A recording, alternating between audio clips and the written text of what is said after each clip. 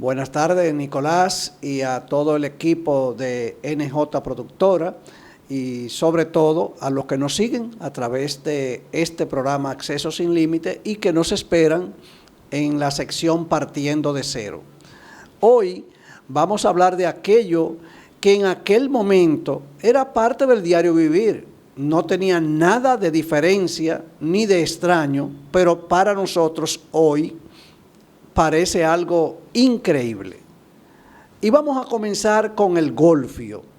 El golfio, que es un producto que se obtiene del maíz tostado y molido y se vendía en los colmados como una manera de, sobre todo los niños y adultos también lo compran y se entretenían.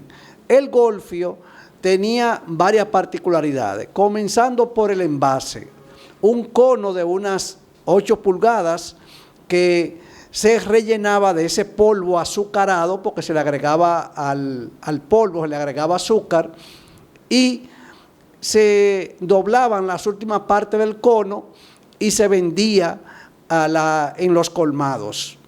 Este golfio, que además del envase, que es muy particular, tenía también el elemento de que cuando la gente lo compraba y se echaba un poco de este polvo en la boca para comérselo, muchos jugaban con él porque si decían la palabra golfio con el polvo en la boca, pues lógico, iba a salir parte de ese polvo del golfio y muchas veces le caía de frente a la otra persona que estaba compartiendo en ese momento.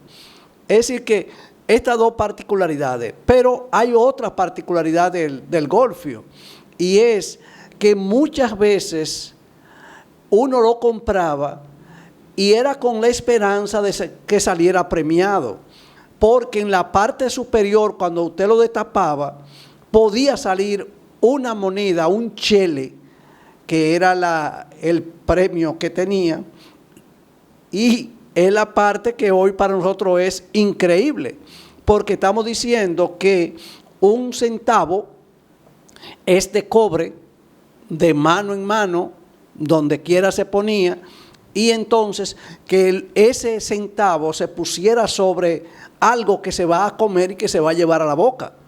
No, es de la parte que nosotros entendemos que eso es increíble, aunque en aquella época donde la vivíamos, pues era parte del diario vivir y de la costumbre. Es decir, que el golfio tiene la particularidad de lo increíble que es que tenga un premio de 1 centavo y luego uno le sacaba el centavo y es posible que se comiera el golfio y volviera a comprar otro golfio. Pero eso estaba bien contaminado. Otro elemento que para nosotros es increíble es el asunto de la salsa de tomate y la mantequilla. ¿Por qué? Bueno, porque cuando se compraba en detalle, ustedes saben que estamos hablando de escasez, que comprar una lata de salsa, o sea, que la pasta de tomate o salsa, como le decimos nosotros, viene en envase de galón, de kilo y de medio kilo, pero hay familias que lo que compran es al detalle. Y el colmadero, el pulpero, lo que hacía era que esos 2 centavos, 5 centavos, 3 centavos de salsa o pasta de tomate o de mantequilla, lo envolvía, lo ponía sobre un poco del papel de la misma pulpería. Ahora, esto es la parte que nos llama la atención, porque regularmente cuando este producto llegaba a la casa, a muchos niños se le botaba en el camino porque el papel, al ser un producto húmedo, se rompía o se iba desbaratando y al final se caía parte del producto.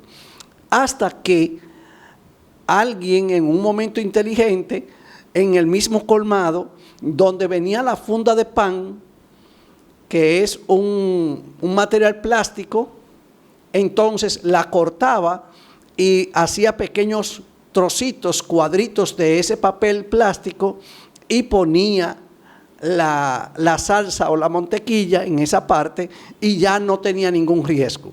Seguía ese colmadero encima del plástico, poniéndole un poco del papel para que no se viera que era salsa de tomate o que era mantequilla. Una forma discreta de conservar, de que no se viera el producto que iba ahí. Es decir, que la mantequilla y la pasta de tomate o la salsa tenían esa particularidad hasta que apareció la opción del pequeño papel de plástico.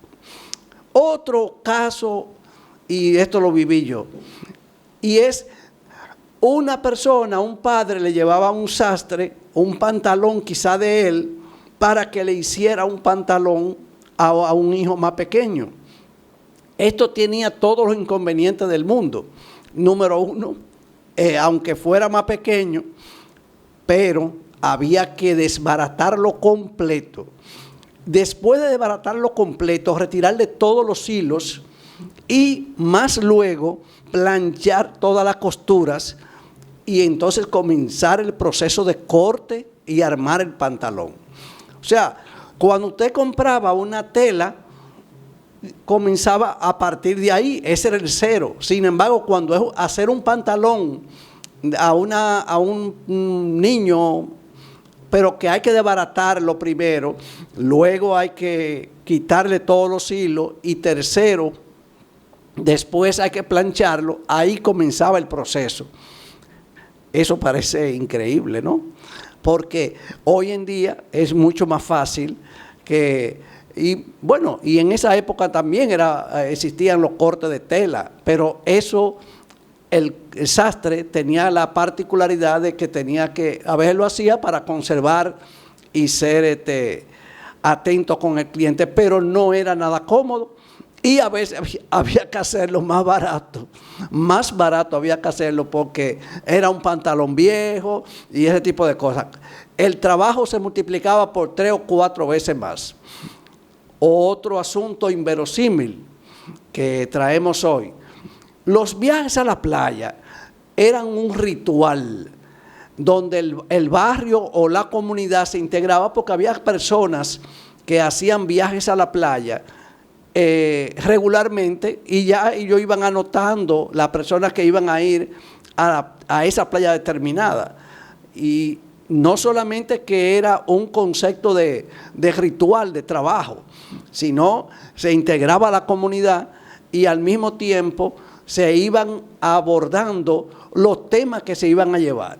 Por ejemplo, si alguien llevaba un tubo, quizás no podían llevar más tubo porque quizás no cabían en el autobús o en el camión, porque a veces eran camionetas o camiones que hacían viajes cobrando y eso ya usted sabe, o se puede imaginar los brincos y la incomodidad, pero eso era parte del viaje. No habían hoy las facilidades, no existían en esa época las facilidades que tenemos en el día de hoy, con autobuses bien cómodos, con aire acondicionado. No, era otro asunto en esa época.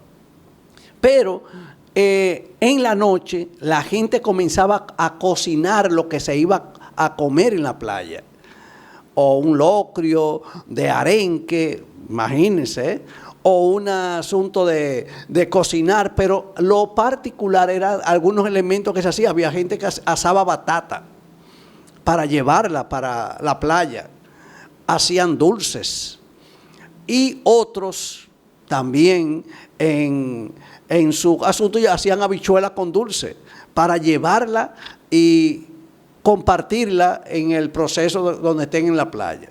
Pero nosotros los cibaeños teníamos un punto muy obligado, que era de cuando se iba a la playa del norte, se paraban en Santiago, que había un sitio que era muy famoso, en la carretera Moca, Licey, Santiago, y en ese sitio vendían todo lo relativo a asuntos de cerdo. Sobre las famosas butifarras, la vendía ese lugar, pero ahí se vendía todo lo del cerdo, y la gente temprano de la mañana, y estoy hablando 6 de la mañana porque se salía bien temprano, 7 de la mañana, se paraban en ese sitio a comprar cosas para comer ahí mismo y llevar a la playa. Estoy hablando de fritangas, cosas fritas, pero ese elemento se llevaban para también al proceso del balneario, a la playa donde se iba a estar, y allá también se ligaba con el exceso de alcohol, muchas butifarras, muchos asuntos que tienen que ver con la comida, y esto, y usted le agrega lo que es la batata asada, el asunto de llegar un vehículo que brincaba mucho, que no estaba muy cómodo, con exceso de alcohol.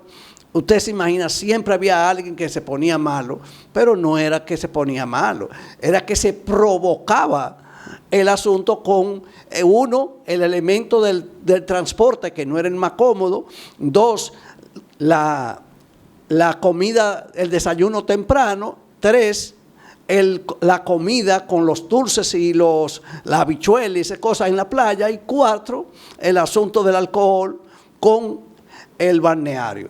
Es decir que eso parece increíble, pero formó parte de una época y puede ser que sea parte de una época actual.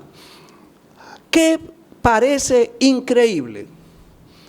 Que en los años 70, en el barrio Puerto Rico, y estoy hablando del barrio Puerto Rico con todo lo que era el Bolsillo, parte del Muerto Borracho, parte de lo que era el barrio La Española, y ese tipo, había una sola casa con servicios de agua potable.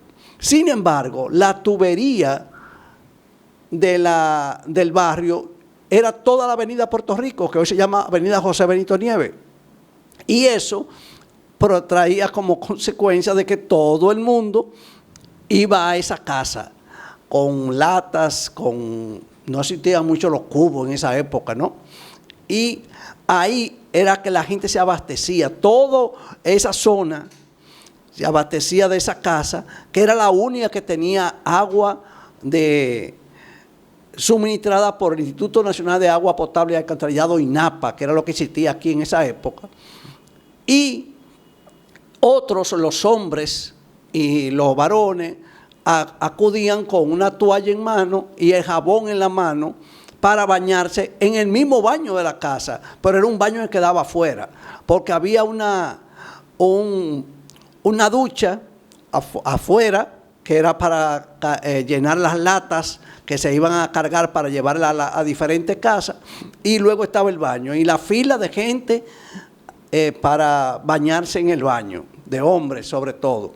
Y había mujeres también que iban con su toalla a bañarse en ese baño, porque ahí no era jarrito, sino que era una ducha abierta. Y otro elemento que nos parece increíble para estos tiempos es yo decirle a usted que con una inyección, con una jeringuilla, que le pusieron una inyección a alguien, también esa misma me la van a poner a mí o se la van a poner a usted. Eso parece increíble, porque hoy nosotros conocemos las jeringuillas desechables, que ya eso es común. Antes no. Antes todas, lo que ponían inyecciones, tenían jeringuilla de cristal y la desinfectaban con agua caliente, una serie de cosas. Es decir que eso que parece increíble, formó parte de una época. Habían personas que ponían inyección y otros que eran más prácticos, ponían inyección y ponían suero. Y andaban con sus jeringuillas y sus agujas de acuerdo al tipo de producto que fueran a poner, o a la persona que le fueran a poner la inyección, le cambiaban la aguja y el tipo de jeringuilla. Pero otro elemento dentro de ese mismo campo es yo decirle a usted que esa jeringuilla, para desinfectarla, muchas veces usaban una vela o una llama y la calentaban. Usted se imagina un niño hoy en día que le tiene pavor, le tiene miedo a una inyección, a una jeringuilla, y que encima de eso se la calienten en una llama. Él siente que eso lo va a quemar. y le va a tener mucho más miedo. Dicen que no es lo correcto, que ese mismo hollín que produce la llama de la vela o la lámpara puede provocar algún nivel de infección, pero antes eso era parte de la vida, así como de todo esto que yo le he hablado en el día de hoy, que hoy parecen cosas increíbles y en aquel momento eran parte del diario vivir de nosotros, que parte de esa historia se la cuento porque yo las viví. Nos vemos en una próxima oportunidad y estaremos acá bajo la dirección de NJ Productora en Acceso Sin Límites. Muchísimas gracias. Recuerda que cada día de lunes a viernes puedes vernos por Televiaducto, Acceso